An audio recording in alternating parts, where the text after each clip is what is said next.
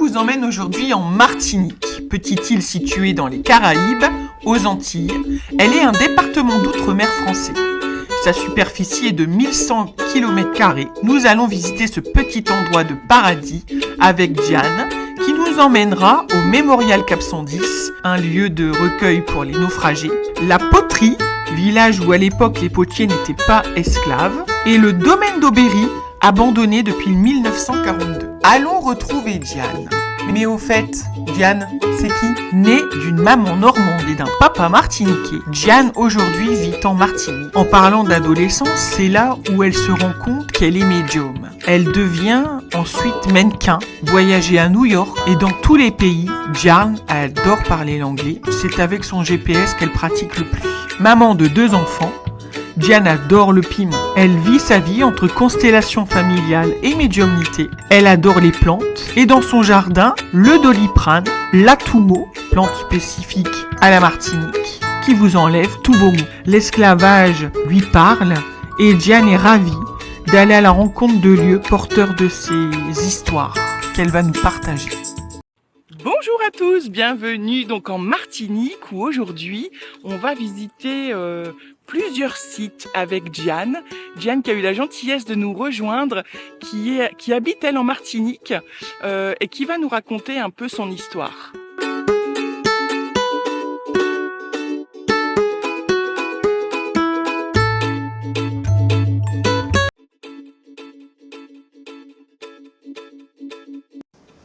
Bonjour, nous recevons aujourd'hui Diane.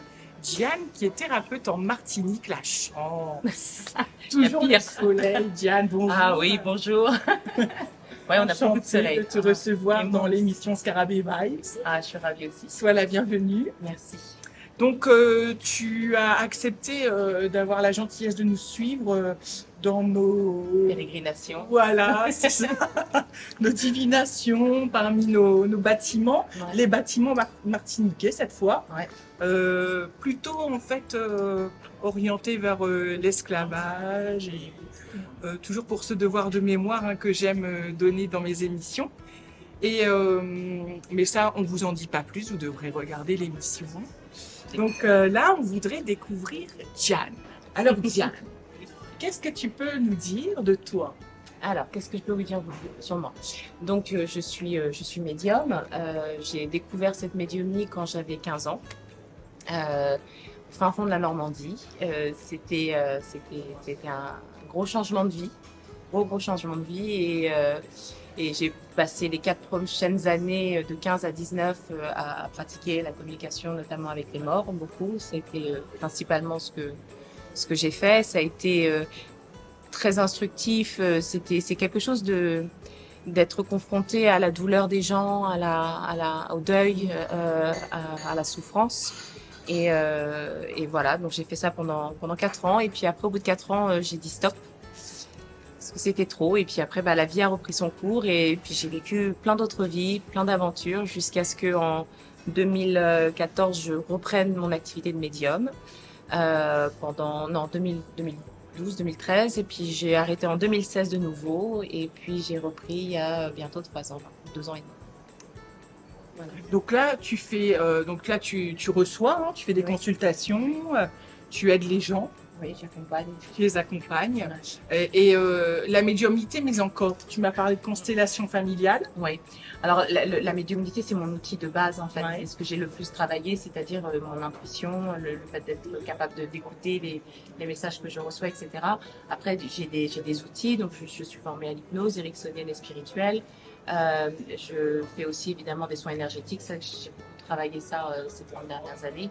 Et je fais maintenant depuis 2 ans des constellations familiales. Et là, ça a été la révélation. Donc, des constellations qui sont révélatrices pour toi aussi, Oui. avec justement cet outil de médiumnité qui te Oui. sert aussi Oui, bien à sûr. aider les gens. Oui, ça me permet déjà de pouvoir ressentir la direction à prendre dans la constellation, etc. Et pourquoi j'aime aussi les constellations familiales? Parce qu'il y a à peu près une dizaine d'années, j'ai commencé à m'intéresser au transgénérationnel. Et le principe est assez simple, en fait. oui, on a une âme qui arrive avec un vécu, etc., des vies, et tout un tas de choses. Mais on arrive dans un corps et ce corps a une histoire. Et il a l'histoire des ancêtres de la famille dans laquelle on s'incarne. Et donc, on est bien souvent porteur, porteuse de blessures, de traumas, de dons, de capacités. Alors, des choses sont très positives et d'autres un petit peu moins. Et quand on commence un peu à faire du lien, quand on commence un peu à rechercher ça, on libère énormément de choses. C'est ce que je réalise de plus en plus au travers des constellations familiales, parce que quand je les fais, j'ai toujours une intention d'aller travailler cette vie, mais aussi peut-être au niveau karmique.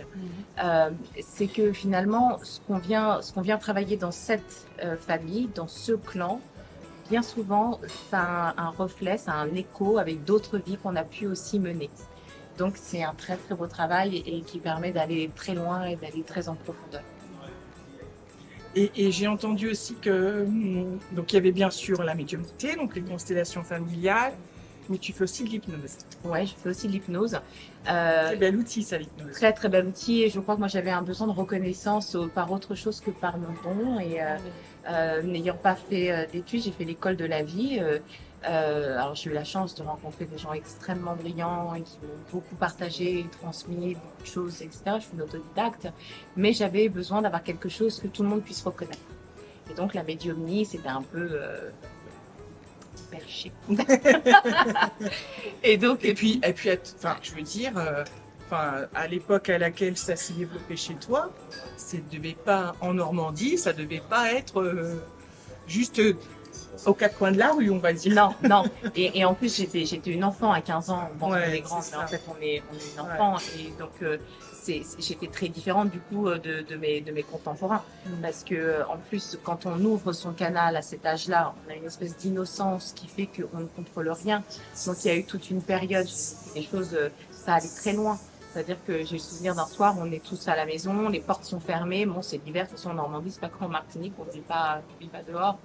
Et toutes les portes sont fermées et tout d'un coup, je décide que je veux faire bouger un objet, donc je me lève. Ma mère avait une plante avec une grande branche comme ça qui dépassait. Et donc tout le monde était assis, je me plante devant la plante et là je la fixe et dans ma tête, je la vois qui bouge. Je lui dis tu bouges et je la vois bouger. Et là la plante, Ma mère a eu très très peur ce soir-là et c'était une des aventures de l'époque. Donc ouais, c'était un peu atypique. Ouais, d'accord. Ouais. Alors aujourd'hui, ça allait un peu moins, ça commence à s'ouvrir. Est-ce que tu le sens, ça, en Martinique ? En Martinique et ailleurs, on voit qu'il y a une ouverture d'esprit qui se crée. Un intérêt. Et puis je pense qu'il y a des enfants qui sont arrivés ces 20-25 dernières années, qui eux sont nés avec ça et pour qui c'est la norme. Et donc ils accueillent ça beaucoup plus facilement et ils sont accueillis aussi beaucoup plus facilement. Et je pense que les réseaux aussi ils sont pour quelque chose. Ça permet aussi de démocratiser et d'ouvrir les portes et d'avoir aussi moins peur et de se retrouver aussi, de plus sentir seule, parce que je me sentais un petit peu seule. Ma mère a tenté, elle m'a emmenée voir une amie voyante à elle, parce qu'elle savait plus quoi faire, ça frappait dans les murs, j'étais devenue psy pour mort, qui venait partir, qui allait s'incarner, enfin c'était délirant. Je voulais faire un bouquin sur tout ce qui s'est passé. Et donc elle m'emmène voir sa copine, et je me souviens, j'arrive, une dame charmante, violente, elle avait des statuettes, des seins partout, des bougies, ça sentait l'encens, enfin c'était... Et puis Yolande me dit, alors voilà, moi le matin, avant de commencer, je fais 1 heure de prière, je fais ceci, avec tous ces rituels, etc. Donc je l'écoute, je suis un peu impressionnée. Elle me dit, et toi tu fais quoi pour pouvoir faire venir l'information, pour te connecter ? Je dis, je sais pas, moi je prends ma main, toi, je pose une question, puis ça me répond. Elle me dit, oui, mais tu fais quoi d'autre ? Je dis, non, c'est tout. Et elle me dit, oui, mais comment tu fais avec ton guide ? Je dis, non, mon guide, il est là, il sait, il me dit ce que je dois faire, il me protège. Donc après, j'ouvre, je reçois et puis je referme après, quoi. Et là, elle regarde ma mère, elle dit, Isabelle, je suis désolée, je ne vais pas pouvoir l'aider. Parce qu'en fait, elle sait déjà. Et elle sait peut-être plus que moi. Et peut-être que ce sera elle qui aura des choses à m'apprendre. Donc ça a été un sacré parcours. Et un peu de solitude alors quand même, du coup, dans ces démarrages ? Ouais, un peu de solitude. Et en même temps, c'est marrant que tu parles de ça, je m'étais souvent sentie très seule.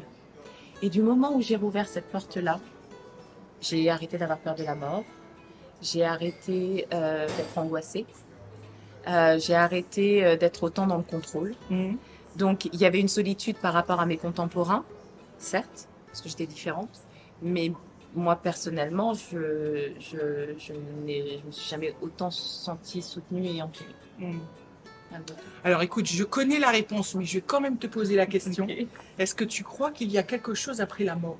Ah oui, oui, oui, il y a quelque chose après la mort. Il y a de toute façon des relents de la vie qui a été vécue. Et ce qui est très intéressant, c'est que bien souvent, la partie qui va venir s'adresser, quand un mort va venir, ça reste une partie de l'âme, c'est-à-dire la partie de lui qui s'est incarnée et qui a vécu cette vie-là. Mais cette âme a pu avoir aussi d'autres incarnations et pourrait très bien se connecter à d'autres personnes pour donner d'autres informations. Mais bien sûr, il y a autre chose. Et tout est connecté.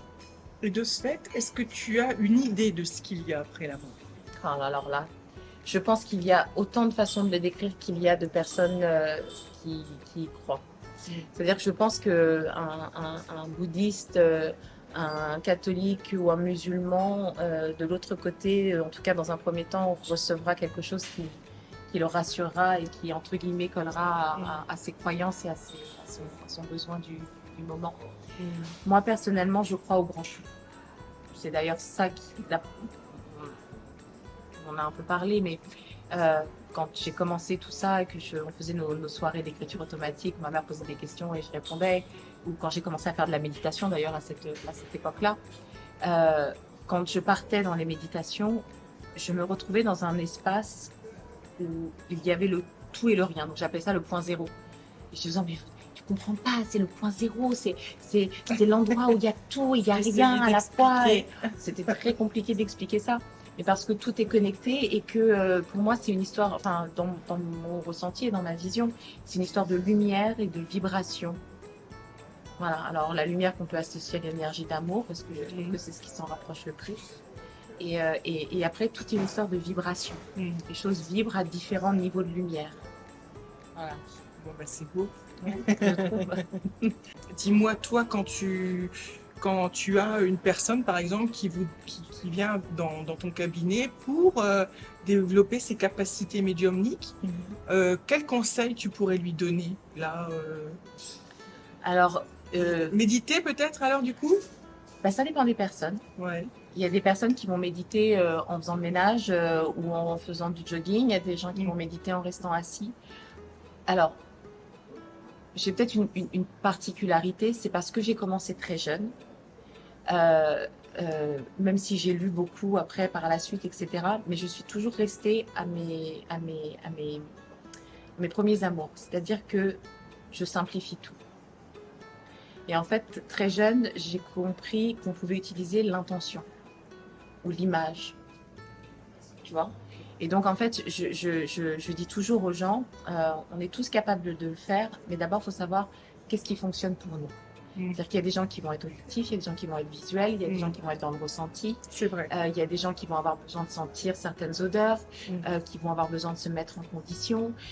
Donc, c'est déjà d'identifier finalement quelles sont nos portes d'entrée à nous. Et de tout garder le plus simple possible. Plus on complique et plus on se ferme la porte. Alors que quand on garde les choses dans le strict minimum et le plus de simplicité, ça fonctionne. Alors, les bases pour moi, c'est déjà de se protéger. Donc, moi, j'aime la visualisation, donc la bulle, l'ancrage par les pieds, par le haut, à sa source, à la source universelle, dépend de ce qu'on vient chercher. Et puis, effectivement, donc on peut utiliser la méditation, mais on peut aussi utiliser le son, les mots de quelqu'un pour vous accompagner, ou des bols, ou voilà. Et il faut chercher. En fait, il n'y a pas une formule magique, je trouve. Chacun sa petite porte d'entrée. Ouais. Et puis après, il y a des choses toutes simples qu'on peut faire. Moi, je sais que il y a quelques années, avec une collègue, on faisait des ateliers pour les enfants. Et la chose que les enfants préféraient de l'après-midi qu'on passait ensemble, mes enfants étaient petits à l'époque, ils me servaient d'assistant, c'était chouette.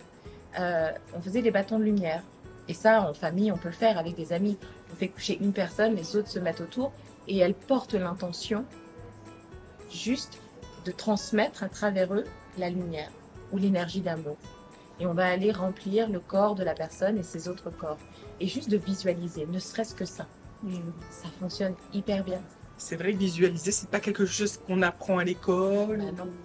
Tout comme d'ailleurs être heureux, bien. Oui, complètement. tout ça, ça doit faire partie de nos habitudes à mettre en place. Complètement, complètement, complètement. Donc voilà, Mais la ça peut être, simplicité. la simplicité. Ouais, Ok. Eh ben Diane, merci beaucoup. avec grand plaisir. Merci à vous. Merci de nous avoir accueillis sur ton Avec île. plaisir, avec plaisir, et j'espère que ça donnera envie à d'autres personnes de venir découvrir cette île et tout ce qu'elle a à offrir. C'est une île de guérison et de thérapeute et énormément de très belles choses ici. En tout cas, on a essayé de montrer, de vous montrer que finalement, sur la Martinique, le bien-être est aussi au rendez-vous. Et que lorsque vous venez passer des vacances, n'hésitez pas à vous offrir un petit moment de bien-être aussi. Vous serez bien accueillis, je peux vous le dire. Des gens chaleureux avec le soleil, ils l'ont tout le temps. Donc ça, c'est une chance. Donc, Mais du coup, ils l'ont aussi dans le cœur comme nous. Hein. voilà, la façon dont c'est chargé là, c'est pas le. Il y a des relents de peur en fait. On a l'impression qu'il y a des relents de peur, mais je sais pas si c'est les âmes qui sont bloquées ici plus que la peur qui a été vécue, la peur de partir, de mourir. Il y a ce sentiment d'être loin de tout et d'être seul ici. Et Les gens savaient peut-être en arrivant là. il y a plus quelque chose, ouais, il y a une histoire de peur, de peur ou de panique ou d'angoisse. Ce qui est intéressant avec quand on se connecte comme ça à l'histoire, c'est les couches. Et en fait là, il y a plusieurs couches d'histoire. C'est-à-dire qu'il y a l'histoire peut-être effectivement de ces naufragés, mais il y a une autre couche de l'histoire qui a à voir avec les gens d'ici. Tu vois, c'est marrant, je t'en parlais il y a un instant de ça. Qui voit arriver quelque chose. Il y a un sentiment de peur, je sais pas, ça me donne même mal à la tête. La peur de l'autre, la peur d'arriver, il y a la peur de mourir, il y a la peur de perdre, il y a quelque chose de... Je pense que c'est quelque chose de terrible ça dans le colonialisme en fait. Parce qu'on a tellement peur de l'autre qu'on vient créer une espèce d'emprise comme ça.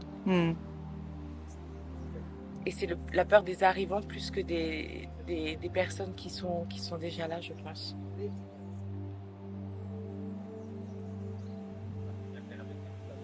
Là, c'était des arrivants ou c'était des gens qui étaient déjà là, qui ont été naufragés? Je pense que ce sont des arrivants. Je pense que ce sont des arrivants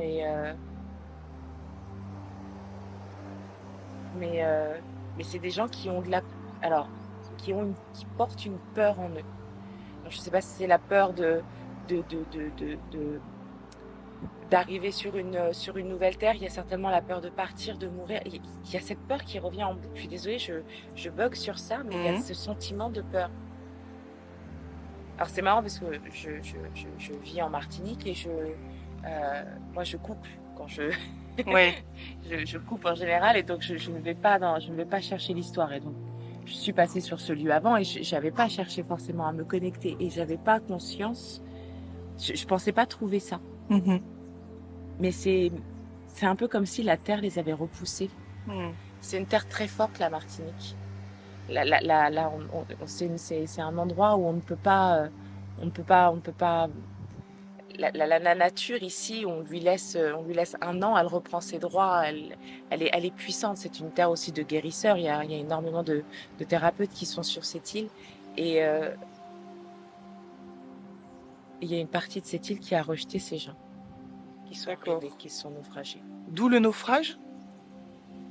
Ça pourrait justifier le naufrage? Je ne sais pas si on peut justifier, mais en tout cas, ça en fait partie. Ça en fait partie. Je pense que c'est plus comme on dit en anglais, un warning, un signal d'alarme, quelque chose qui dit attention, cette terre ne laissera pas, n'acceptera peut-être pas tout, elle aura aussi comme il y a eu le tremblement de terre, comme il y a tous les jours d'ailleurs des événements qui se passent et qui ont pu se passer par le passé. Et je pense que... Et ce qui est rigolo, c'est que on parle de ça, et il y a vraiment un lien qui se fait entre ce qui se passe actuellement sur cette île et ce qui a pu se passer au fil des années.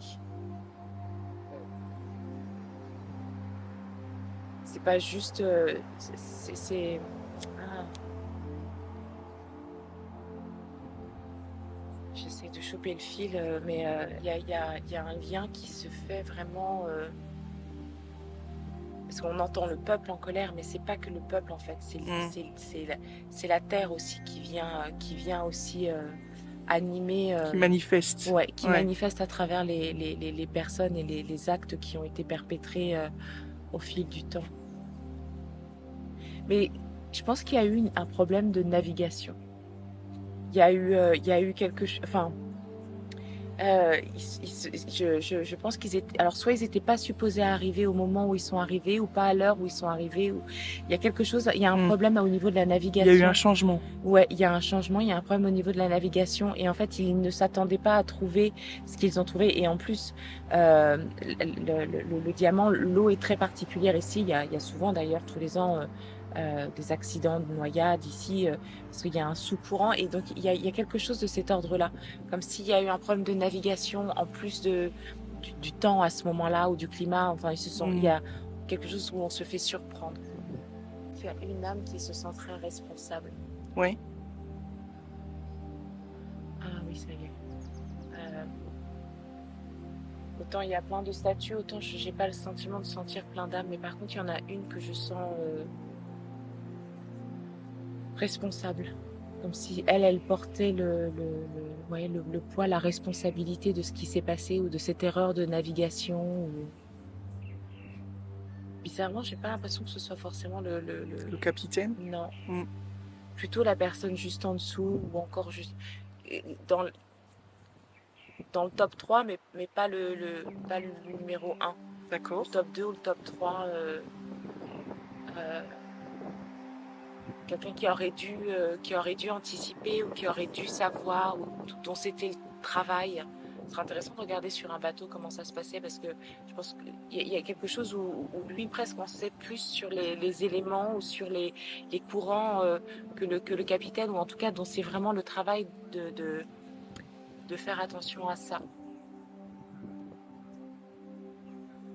C'est marrant parce que c'est pas une âme qu'on pourrait faire partir comme ça.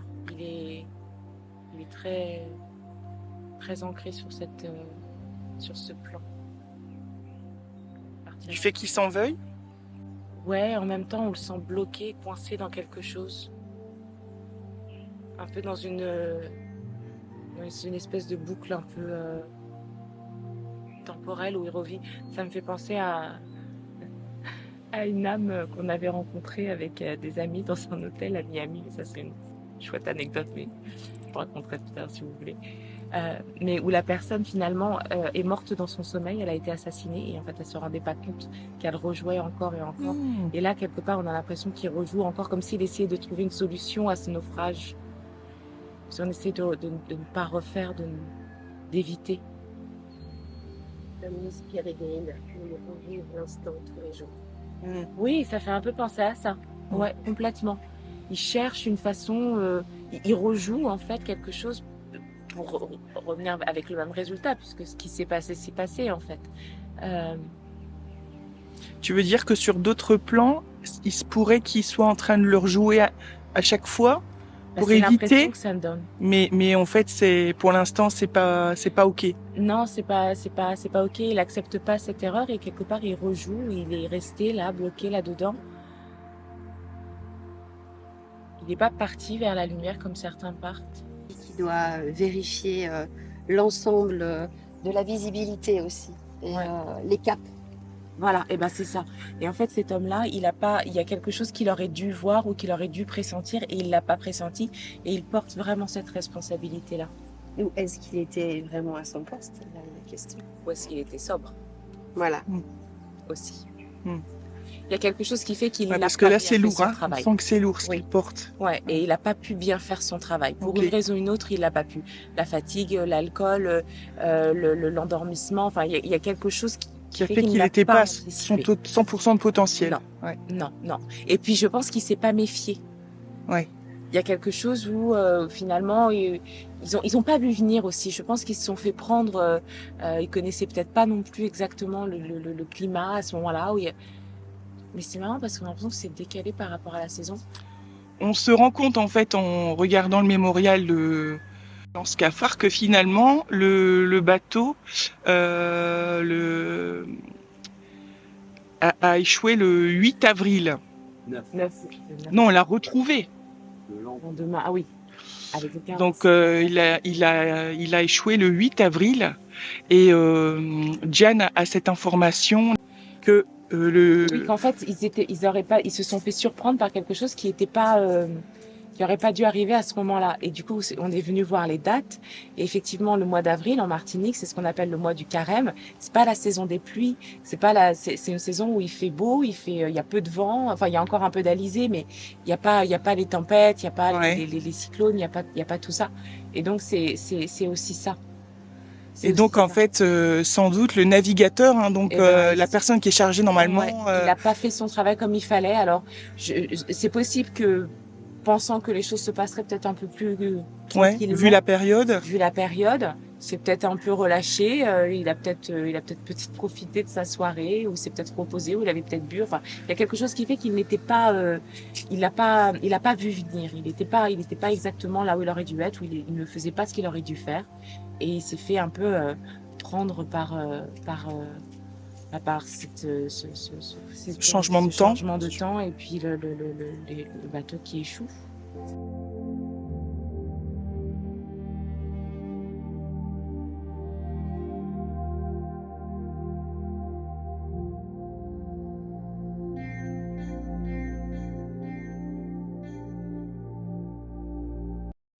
Donc là, au final, ce qu'on peut finaliser, Diane, sur cette place en Martinique, c'est ce mémorial, c'est qu'une âme est bloquée ici, donc ce serait le navigateur, Oui, je pense. qui a une culpabilité telle que pour l'instant, il essaye de rejouer sur différents plans la scène afin de Peut-être changer la fin. changer la La fin. fin de l'histoire. En tout cas, on le laisse tranquille. Oui. On accepte son On choix. accepte son choix, c'est le choix de cette âme.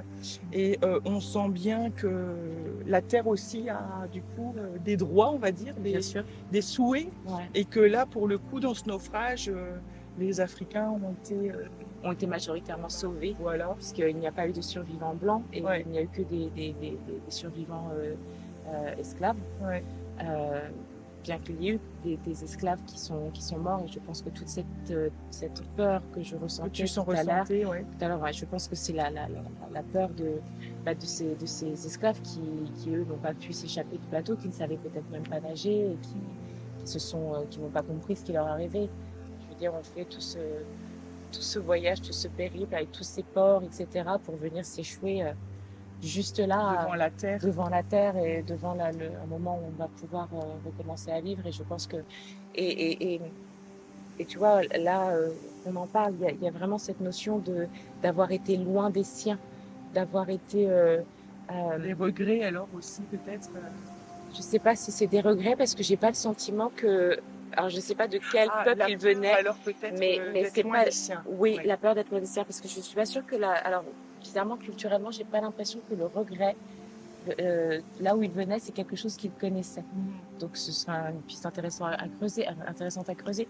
Je sens pas le regret, je sens vraiment la peur de mourir, d'être loin des siens, parce qu'il y a une corrélation entre le lieu de sépulture et l'âme et les rites, etc. Et je pense que c'est plus cette peur-là que je sens. Mais pas de regret. Quand je me connecte avec ces personnes, j'ai l'impression que le regret, ça n'existe pas. D'accord. Enfin, ça n'a pas de sens. Je suis même pas sûre qu'ils aient un mot dans le vocabulaire pour ça. Par contre, la peur de Tout ça là la peur de l'après-vie, la peur de ce qui va leur advenir, la peur d'avoir que leur terre soit loin et qu'ils ne sachent pas où ils soient. Puis la peur de mourir dans des conditions comme ça, d'être noyés. Je pense que c'était des peuples de la terre et pas des peuples qui se noyaient. Donc c'est terrible, quoi. Et effectivement, ça doit. Enfin, on n'imagine même pas parce que je pense qu'il faut y être pour Imaginer. ça doit être terrible. Et c'est vrai que la peur, du coup, par contre, on la ressent. C'est vraiment perceptible. Hein, Ouais. Et l'étouffement, il y a quelque chose avec l'étouffement là qui. Du monde décrit forcément, mais avec cette peur hyper présente. Ouais, mais il y a quelque chose de très glaçant dans cette peur. Ouais. Il y a quelque chose de très étouffé. Tu vois, j'ai vraiment la poitrine lourde. Là, j'ai même du mal à prendre. J'ai même du mal à Sentiment d'une prendre. inaction, je sais pas ce que tu Oui, penses. mais Le complètement. fait qu'il soit peut-être du coup attaché mais en tout cas il ne pouvait pas agir. C'était Je suis entièrement d'accord avec toi. Il y a vraiment ce sentiment d'être bloqué. Il y a peut-être eu des cris, et c'est peut-être ceux qui ont su crier, qui ont su se débattre, qui ont réussi, mais il y a une espèce d'acceptation, Ouais, peut-être ça, aussi. ouais. Ouais, un état ça aussi. d'acceptation. Par contre, il y a des larmes, mais il n'y a pas de. C'est quelque chose de très, très diffus, très calme. Enfin, La calme. connaissance de la fin en fait. Et d'accepter peut-être Et aussi de- son destin. Plus calmement. Ouais, Mais avec ces larmes avec ses larmes. j'ai pas forcément envie de partir maintenant, mais c'est comme ça. Ouais, certainement pas dans ces conditions-là. Ouais, sans doute. Un beau lieu en tout cas parce que beaucoup d'histoires et voyez la médiumnité ça nous permet aussi de comprendre les choses et quand on arrive sur un lieu comme ça, quand on ne comprend pas tout, lorsqu'on ne comprend pas tout, eh bien la médiumnité peut nous permettre aussi de comprendre les choses et de les ressentir et de comprendre aussi du coup la chance que l'on a pour l'instant d'être bien aussi dans notre propre vie, Ah, mais dans complètement. notre propre présent. Mais complètement d'accord. Je pense que on a de la chance de faire partie des âmes qui viennent et qui se réincarnent. Et il y a beau avoir des moments tragiques, difficiles, de désespoir, on en traverse tous. Hein, je pense que ça a dû t'arriver, mais je sais que ça m'est arrivé. Et pourtant, c'est un vrai paradis. Tout à fait.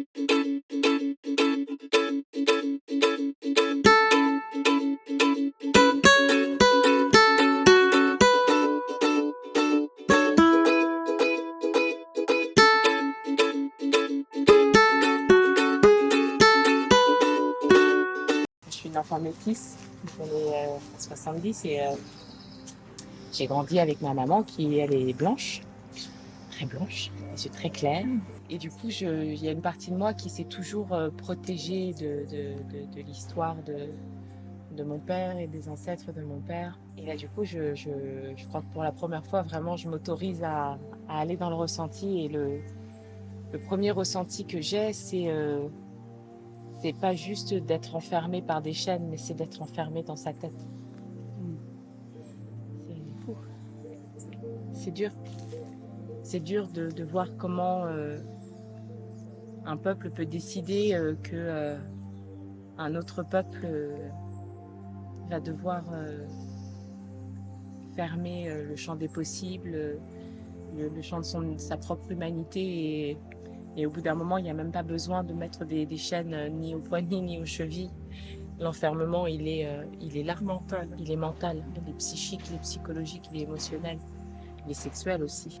Et en même temps, ce qui est très paradoxal, ce que je ressens là, donc c'est en même temps cet étau, cette fermeture, et en même temps une joie de la vie, d'aller chercher dans toute cette vie, la joie, qu'elle soit. Est-ce que tu sais si dans ces cases que l'on voit, donc ces cases où vivaient les esclaves à l'époque, est-ce que c'est une case par famille ou alors les hommes étaient ensemble Alors, je pense qu'il y avait des familles, mais j'ai cette impression que tout est entremêlé. Donc, je pense que les hommes pouvaient avoir plusieurs nids. En tout cas, même s'ils n'étaient pas officiels, et c'est vrai que ça a été comme ça après pendant longtemps. Je vois quand tu me poses la question des familles, je vois des femmes, je vois des enfants, et je ne vois pas les hommes. Je les vois dans la périphérie, mais je ne les vois pas dedans, très peu, Mhm. très très peu.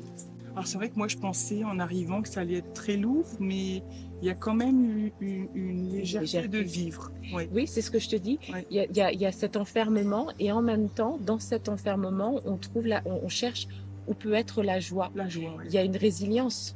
Je pense qu'on pourrait l'associer au sentiment de résilience.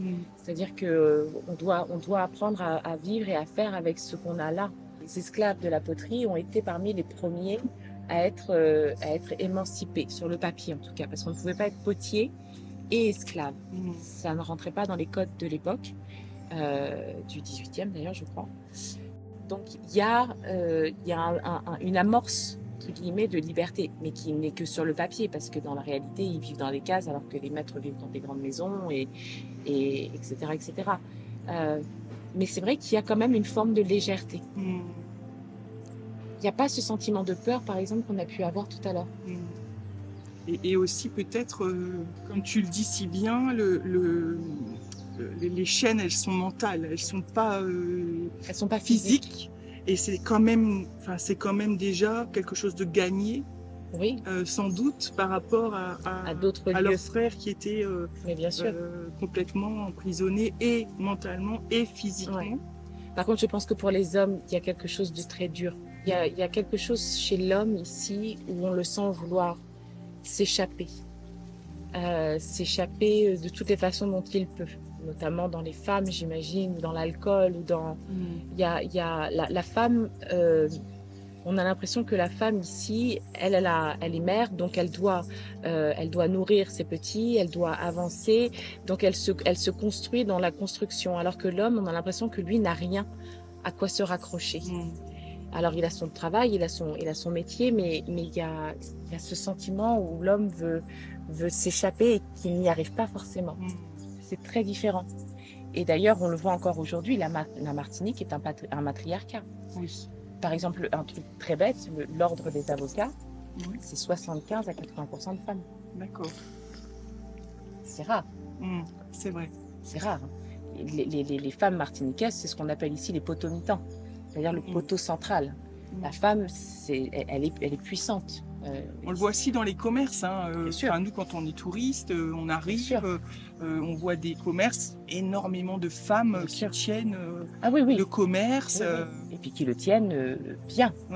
Oui, la femme martiniquaise, guadeloupéenne, c'est une femme forte, une femme debout, une femme debout, une femme qui tient, qui est ancrée à la terre et qui a des valeurs, et même s'il y a un peu un renversement de tout ça, parce qu'il y a mondialement les choses sont en train de bouger et de changer, c'est, tu vois, je m'attendais pas à trouver cet enfermement et en même temps cette légèreté. Mais il y a eu Je trouve que le soleil, ça fait beaucoup. Alors peut-être parce que moi, j'habite dans le nord, où en fait, effectivement, il fait toujours quand même assez gris, il faut dire ce qui est. Surtout ces derniers temps, ça a quand même été un peu plus compliqué. Mais tu vois, là, je sais pas, mais je vois un enfant. Moi. Je vois un enfant qui sent le soleil. Et qui vit là, pieds nus, avec la nature. Il y a de la joie. Dans tout, il y avait du bonheur, en fait. On cherche la joie. Et tu vois, c'est bientôt la saison, enfin, c'est la saison carnaval qui a débuté. Hein. Déjà, en montant le soir, il y a des morceaux, des concerts, les gens qui tapent sur les djembés, les tiboires. La souffrance, on transfigure la peur par les chants, par des croyances, par Dieu aussi. C'est un pays très, très religieux et très pieux. Alors, je me souviens, quand on est arrivé il y a 16 ans, j'étais épatée de voir comment les églises le samedi soir étaient remplies. L'église du Diamant, il n'y avait pas assez de place pour mettre tout le monde. C'était extraordinaire. C'est important d'avoir la foi dans la vie. Oui. Tu vois, quand j'avais mon boulot à poterie, j'avais déjà ce sentiment d'être très entourée. Et il y a beaucoup de... Autant l'autre là-bas, je ne sentais pas d'âme, mais ici, on sent qu'il y a des gens qui sont restés.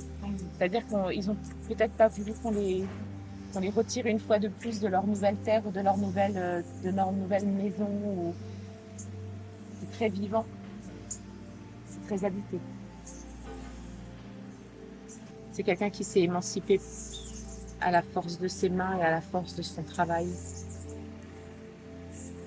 Quelqu'un qui devait être un leader ou qui effectivement qui a dû entraîner dans son mouvement des gens ou C'était ici saccage de sang. ah ouais, Ouais. là quand on est passé, t'as senti c'était Ouais. c'était très Et différent. ici saccage, je sais, il était. En tout cas, il a participé Ou à de la rébellion Ah, ou ouais. à libérer. libérer. Il y a une instruction, il y a une intelligence chez cet homme qui va transmettre, qui va C'était un peu le suivi en fait Oui. par les autres. oui, ouais, quelqu'un de fort, mais justement dans sa tête. Mm. Il n'avait pas cette Une étau. intelligence aussi Oui, ah oui, oui. qui lui ça, permettait clairement. de mener plus, enfin, Ah oui. subtilement et de ramener du bonheur. C'était pas pour, c'était pour les siens quoi. Oui. Mm. Il voulait voir les choses changer et évoluer, ça, c'est sûr. C'était fait une place. Je le vois. Ouais. Je vois que ça compte. Ah oui. On le sent différent, à part. Il y a toujours un maillon déclenchant. Quelqu'un qui vient pas s'emboîter avec les autres et du coup qui reforme une nouvelle chaîne, qui va un nouveau cercle, qui va ouvrir les consciences. Il a cette énergie-là. Mais c'est terrible quand même ce sentiment d'être pris au piège dans une vie et de pas avoir le choix ou de sentir qu'on n'a pas le choix ou on nous donne pas le choix. Ce qui est bizarre, c'est que on pourrait penser qu'il y a de la colère, mais c'est pas de la colère que je sens, c'est plutôt enfin, c'est comme si ça avait transcendé la colère et que ça s'était transformé en une espèce de puissance ou d'élan de vie ou d'avancée. Il n'y a plus à avoir de la colère. Oui, évidemment, il y a eu de la colère. Mais là, tout de suite, ce que je capte, c'est que finalement, cette colère, elle ne permettait pas de faire bouger les choses. Et donc, on passe par-dessus la colère et on va chercher d'autres outils, d'autres armes pour se battre, dont l'intelligence, dont la culture, dont ce genre d'armes qui permettent de créer une forme d'égalité. Ce serait intéressant de voir s'il n'y a pas eu dans les esclaves de poterie autour du 19e un esclave qui ne se serait pas émancipé au point où d'aller vers de la politique ou de l'écriture ou quelque chose où il a pu avoir des responsabilités. Laisser des écrits peut-être aussi. Peut-être laisser des écrits. Parce que j'ai l'impression qu'il y a quelqu'un qui arrive ici et qui va venir faire bouger les choses. J'entends aussi qu'il utilisait son intelligence, mais parfois en se rendant plus bête qu'il ne l'était pour pas froisser Les personnes en les personnes en face. Bien sûr. Ouais, ouais. Et à mon avis, des idiots, il en a rencontré son lot à cette époque. C'était pas simple, mais il arrivait à en rigoler. Ouais. Parce que c'était dur, hein. J'entends quand même beaucoup. Oui, C'était dur. c'était dur. C'était très dur. C'était très dur et il y a eu de la violence physique et psychologique et émotionnelle en fait, il y a ce sentiment que tout a été déconstruit. Donc les traditions, les fonctionnements hommes-femmes, comme si on avait reformaté ses cerveaux et on le voit maintenant avec l'épigénétique. Après, comment ça se transmet. C'est-à-dire que la première génération, il faut mettre un petit peu plus le coup de poing. La deuxième, ça va un peu mieux. Puis au bout de la troisième, on est tranquille, c'est une de pocket, quoi.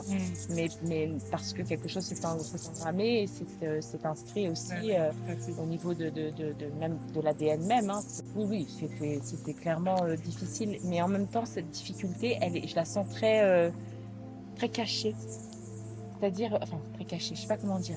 Soit il y a une fierté Oui, c'est ça. qui fait qu'on ne montre pas à quel point on Et aussi souffre. pour les enfants. Et aussi pour les enfants. Mais c'est très enfoui. On voit beaucoup les enfants qui étaient importants. Ah oui, bien sûr. Et on voulait pas leur transmettre tout ce stress qu'on avait et qu'on vivait à la dure. Je pense que ça a dû être très dur de ne pas pouvoir transmettre pour les premiers arrivants leur tradition ou leur façon de fonctionner. Ça a été tellement cassé, déconstruit, de ne pas pouvoir transmettre. Et je comprends maintenant qu'il y a autant de personnes qui ont ce désir un peu de retourner à la terre-mère ou de retrouver ces valeurs d'antan. Mais c'est très compliqué parce qu'entre deux, on s'est construit de plein de façons différentes et qu'aujourd'hui, faudrait presque se réinventer, en fait. Prendre un peu de ci, un peu de ça et puis le faire soi.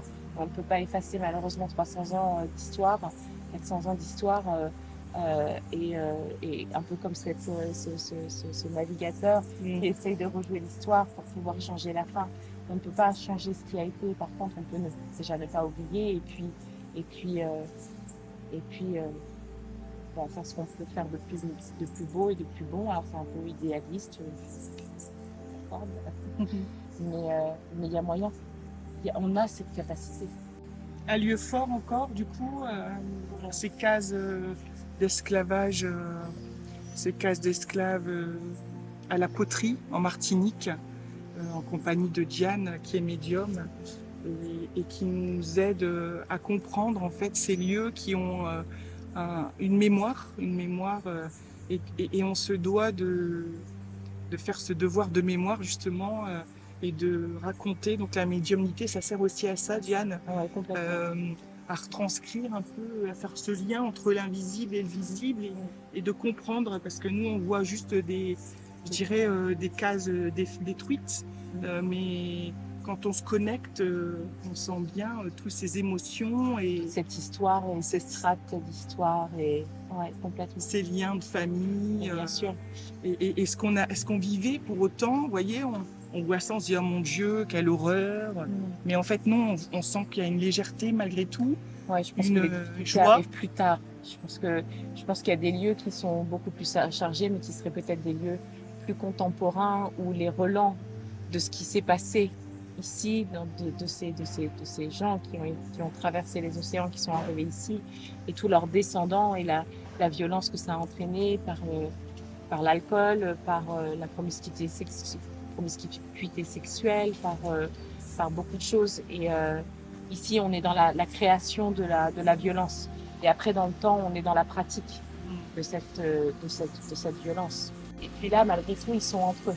Et avec une liberté peut-être plus physique, puisqu'on parlait néanmoins de pas porter de chaîne, mais quand même un emprisonnement mental et psychologique qui était terrible. Et là où des endroits, mais bon, là on peut pas y aller comme ça, mais c'est tout ce qui va être lié aussi aux plantations. Alors là, par contre, là c'est chargé. Il y a des endroits, même quand on veut pas ouvrir, on n'a pas trop le choix que de sentir ce qui s'est passé, ou dans certaines maisons aussi, de sentir que voilà, il y a eu des choses terribles qui se sont d'inégalité en fait. Oui. Pas très loin de où on est passé ce matin, là, à Dizac, un lotissement qui est dans ce point-là, au Diamant. Là, il y a eu des choses qui se sont... Il y a eu des massacres d'indiens, ou pas forcément d'esclaves, hein, mais il y a des endroits comme ça, on passe, on sent l'histoire sur les pieds, c'est terrible. Bon, voilà pour ces petites cases de la poterie en Martinique, où vous pouvez venir vous connecter et sentir si une âme gentille, comme ce fut le cas pour nous ce matin, est passée, en tout cas se connecter avec Diane. On l'a senti direct en passant devant sa case. Oui, et on s'est arrêté là finalement. On s'est arrêté là, c'est sa case. Mais on va aller regarder. Moi, je vais aller vérifier quand même.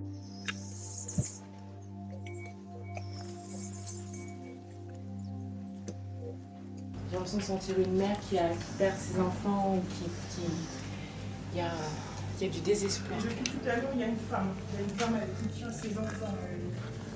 Tout à l'heure, elle est toute seule, elle a pris le mari.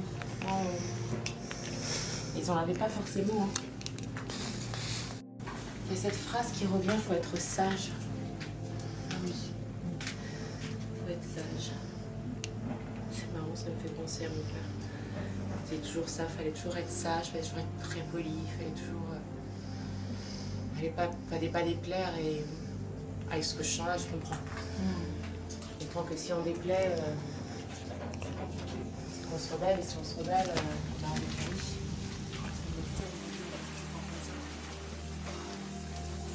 Les femmes ont été tellement seules, tellement seules. Elles ont dû être tellement dures. Ouais, il y avait une hiérarchie de ce qu'on pouvait imposer à l'autre. Et en fait, on peut pas être en confiance parce qu'il y a toujours quelqu'un qui est au-dessus ou qui pourrait, enfin, qui pourrait ou dénoncer ou qui pourrait Malveillant. être malveillant. Ou, du coup, on crée de la distorsion dans les relations entre les uns et les autres. On peut pas avoir confiance.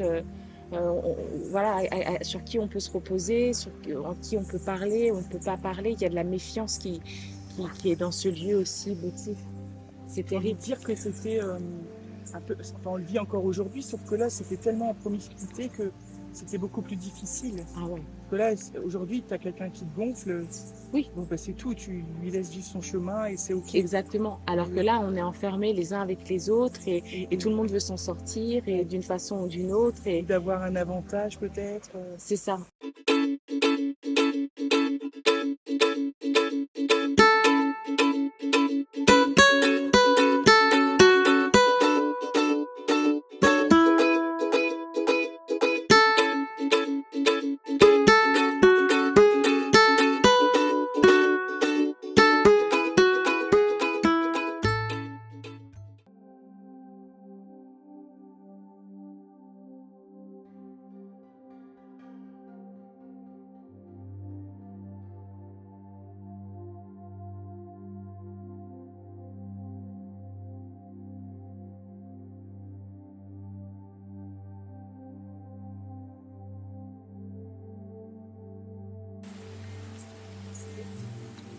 On est en train de rentrer dans le château, enfin le domaine d'Aubéry, donc une maison à l'époque qui gérait l'agriculture, hein, les champs de canne, donc en Martinique, avec Diane, notre médium martiniquaise.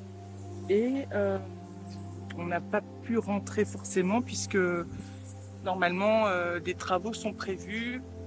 La porte est ouverte, il n'y a jamais de hasard. On va demander si jamais on voit quelqu'un, si on peut rentrer dans le domaine. J'ai expliqué que ce domaine appartenait donc à la famille Aubéry et un homme s'est marié avec la fille Aubéry et a géré en fait ces champs.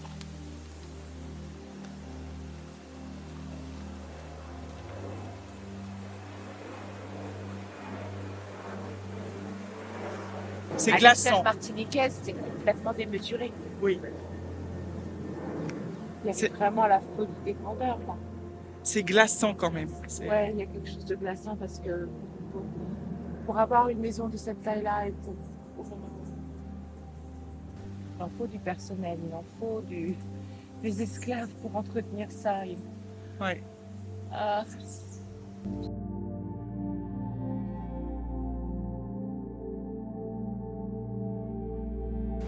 ouais, les gens viennent encore parce que les bananes sont coupées. L'impression de voir les femmes arriver avec leur tenue. C'est incroyable. Ils sont faire un voyage dans le temps.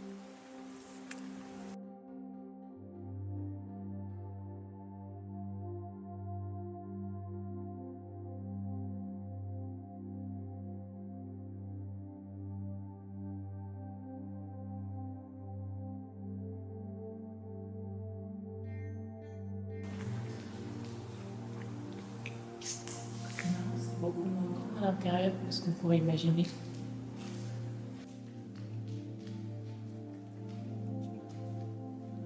C'était juste l'accueil.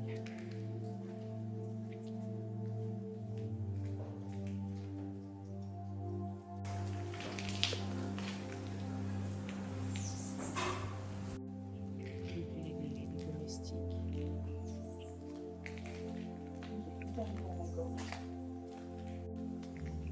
Il y a des drôles de bruits quand même.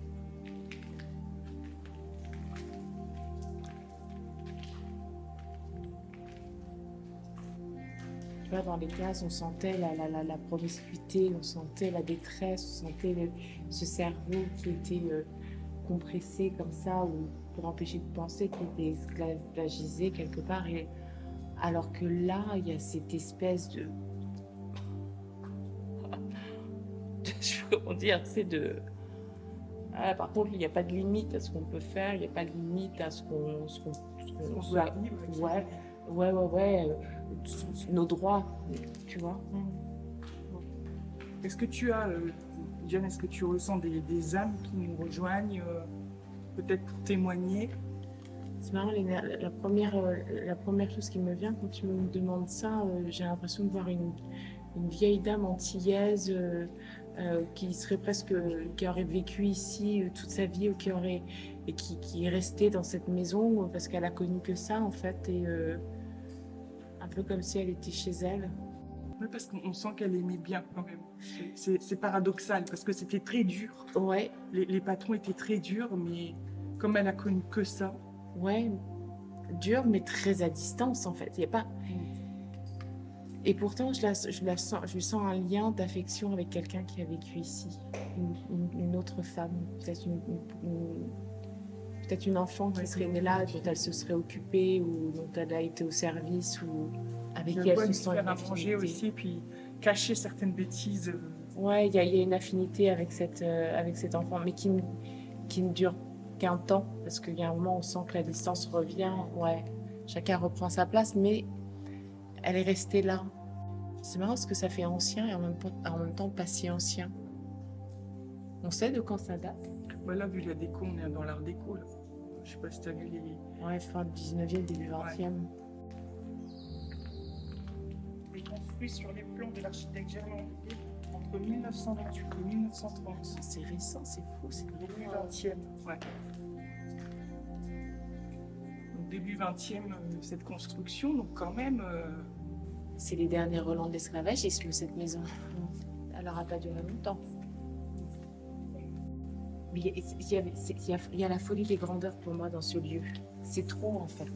Il y a un moment, c'est trop. Ce lieu, il devient trop. Il est trop représentatif, c'est trop voyant, c'est trop. C'est vrai, je ne sens pas l'âme des personnes qui ont pu faire construire ça. La seule qui me vient, c'est que je ressens, que je vois, même une petite femme, pas très grande, très menue, une antillaise âgée.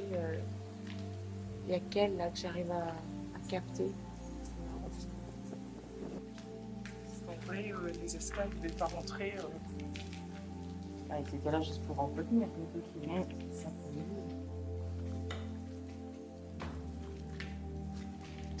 les cuisines et tout ça. Typiquement, les cuisines n'étaient pas dans les maisons. D'accord. On mettait les cuisines à l'extérieur.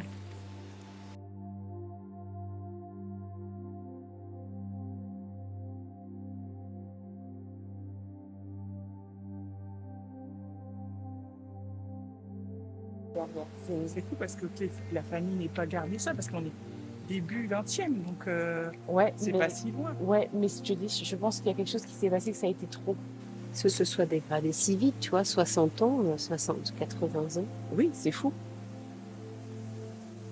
Mais t'imagines pour construire quelque chose de cette taille, à cette époque, en Martinique, le temps que ça peut prendre, l'argent, enfin, c'est fou.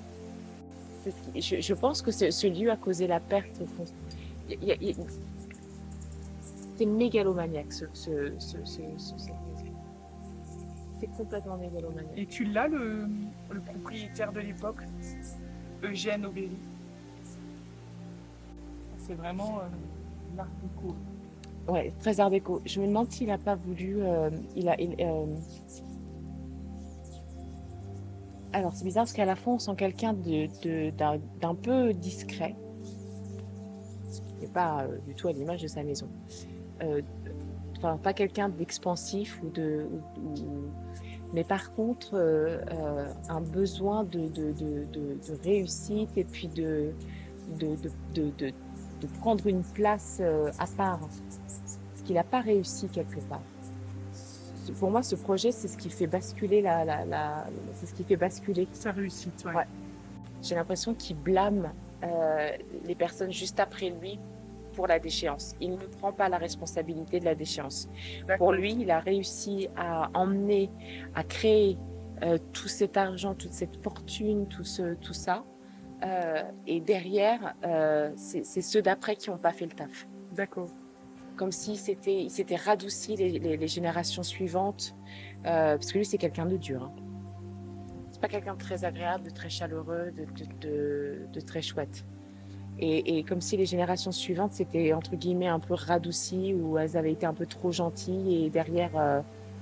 je serais curieuse de savoir à partir de quelle année ça s'est vraiment dégradé. Bon, en même temps, pour ressembler à ça en Martinique, il n'y a pas besoin non plus... Mais bon, moi, ça fait 16 ans que je suis là, c'était déjà...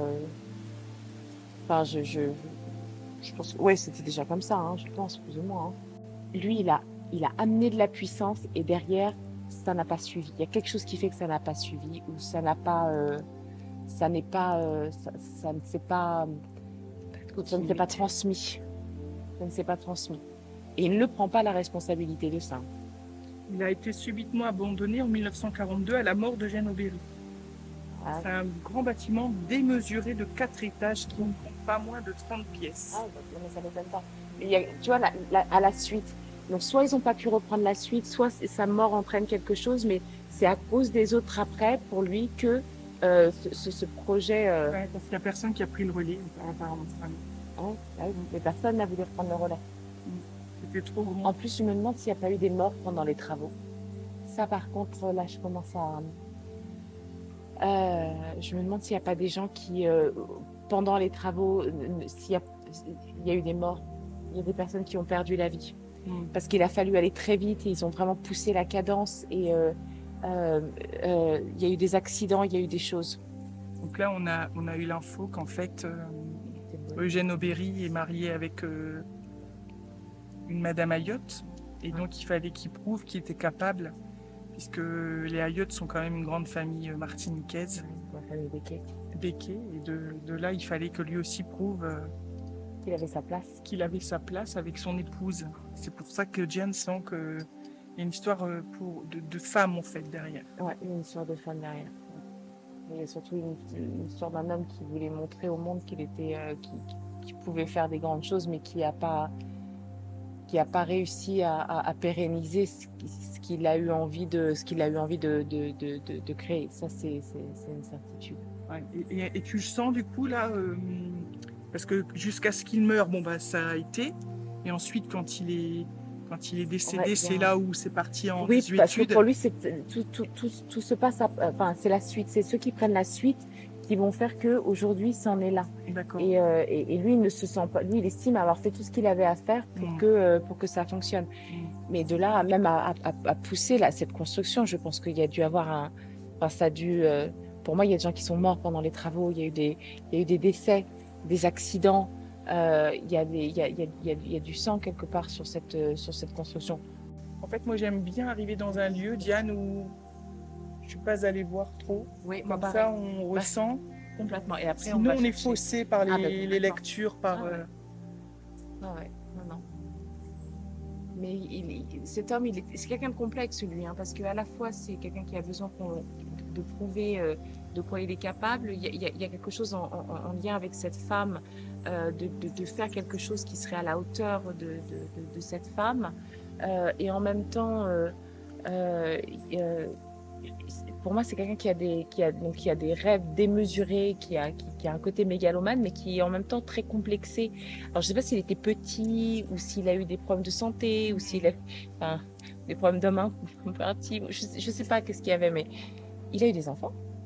Parce que c'est pas le premier à faire ce genre de choses, mais derrière, on garde on essaie de maintenir en vie, on n'essaye pas d'effacer l'histoire. Là, on a l'impression que tout est effacé. C'est devenu un jardin partagé. Alors, il y a des super bananiers partout, il y a des papayes, en veux-tu, en voilà. Ah non, c'est son épouse qui est morte à New York. En quelle année, elle? Marie-Berthe a eu le 29 mai 1942. Voilà, attends. Eh ben, il est mort la même année. Ouais. Tu vois, il y a un truc avec la femme. Hein. Ah ouais, il y a un truc. Je l'ai pas. J'ai en 1942, Eugène Aubéry, 63 ans, mais on n'a pas l'âge. On n'a pas l'âge, on va aller voir sur un autre. Et ils n'ont pas d'enfants. J'ai l'impression qu'il y a des enfants. Ce serait pas très étonnant. Il l'a peut-être aimé, hein, cette femme. Hein. Aussi. Pour avoir envie de lui faire un Taj Mahal pareil. 8 enfants. Ouais. 8 ? Ils ont pas chômé, parce qu'ils n'ont pas été mariés longtemps. Il est décédé le 24 juillet en 1942. au Il a Lamentin. suivi sa femme. Donc elle en mai et lui en Tu vois, il est juillet. impliqué dans l'assassinat d'André Aliquer le 12 janvier, donc il est probablement commanditaire, mais je sais pas qui c'est. Ah bah si, André Aliquer, c'est un grand intellectuel martiniquais. Oui. Ah bah c'est ça, alors peut-être. Derrière, on n'a pas fait suivre son histoire. Parce que Aliquer, t'as le stade Aliquer, c'est un nom qui est très respecté c'est un peu comme Aimé Césaire, tu vois. On est sur cette puissance-là, intellectuelle.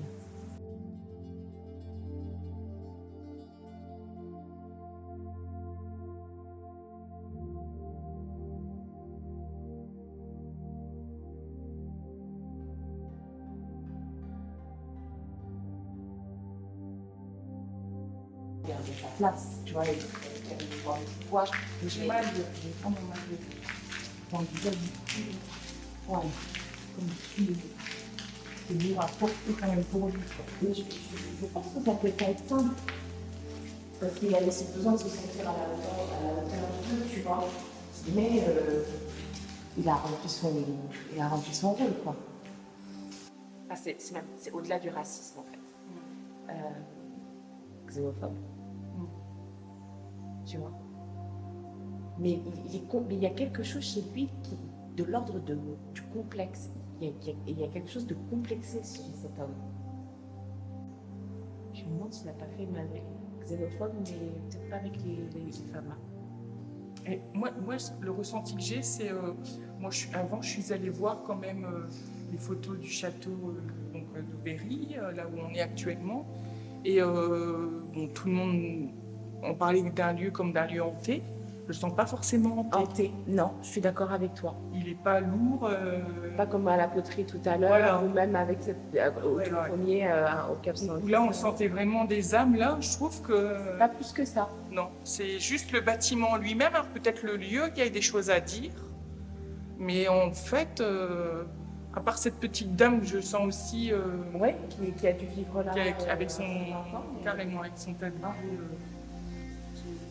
plutôt d'ailleurs pleine d'amour, hein, parce que donc c'était même pas une mauvaise personne, enfin pas du tout. Non. Donc on ne sent pas quelque chose de hanté. Non, ce qui est hanté, c'est les lieux, c'est tout ce qui a créé, amené à créer ce lieu, à faire les quelque murs chose. en fait. Hein. C'est les murs, Ouais. c'est toute l'intention qu'on a mis dans ce lieu. Ça, c'est chargé à ce niveau-là, mais pas forcément d'âme. Je suis d'accord avec toi. Il n'y a pas.